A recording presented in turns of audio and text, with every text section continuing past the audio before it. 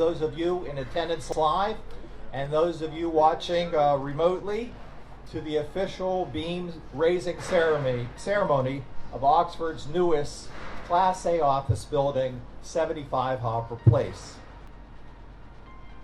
Three Crossings is not a master plan, but it's a master vision. It's driven by community demand, not by what we thought 8 years ago. It's what we think today. We like to create a place where like-minded businesses and people can come to collaborate. We like to bring in the technology tenants and the homegrown tenants here in the Strip District and welcome them all together. This has become quite a collaborative environment, and we look at it and say we've created an innovation district.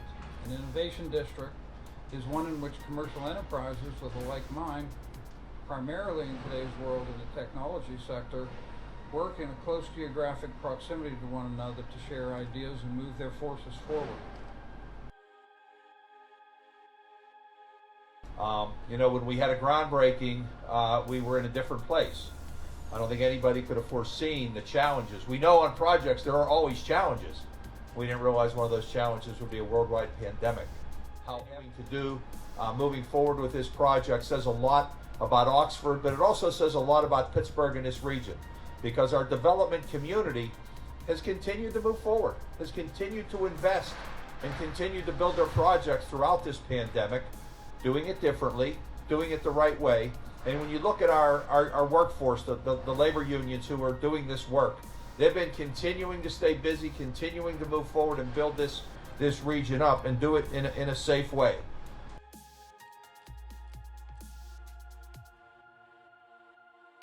When Steve was talking and he spoke about a meeting with Chuck Hamill, I had one of those similar meetings back in 2005. And we were sitting there in his office and he's talking about this idea of what the Strip could become.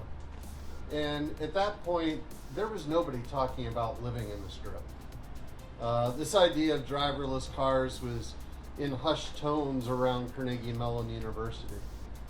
The idea that companies would locate and move from downtown Pittsburgh out to an abandoned warehouse area was foreign to so many people. But there were those that had a vision, and there were those that were willing to make that investment, and there were those that believed in a quality of life that you could have in the Strip, not only to come to buy merchandise, but to live and to work.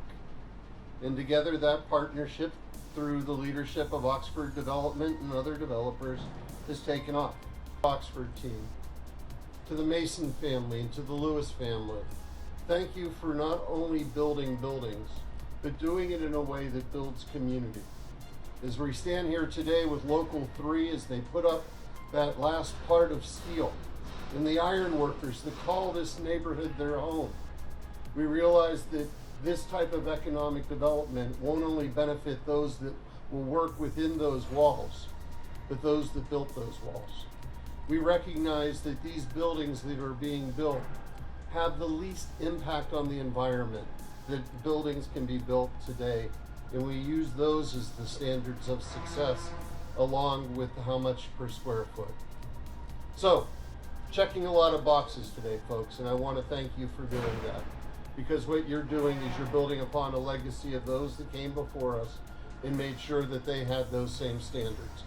And not only that, but you're handing off to a next generation something that they will be challenged to be able to meet and exceed. Steve, thank you.